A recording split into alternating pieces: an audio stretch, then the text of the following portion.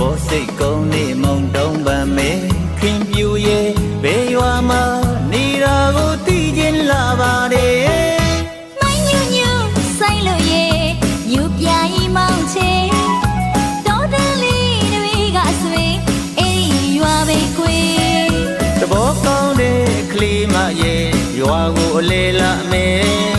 မင်းတို့အိမ်ရောက်တော့ွယ်မောင်ကိုပါချွေးမဲအော်ဘစ်ကီကတ်လေးဒါမျိုးတွေကိုကိုမိုကကြောမပြခြင်းနေမို့နှစ်တော့ငါဖားမခင်စားပြခြင်းနေ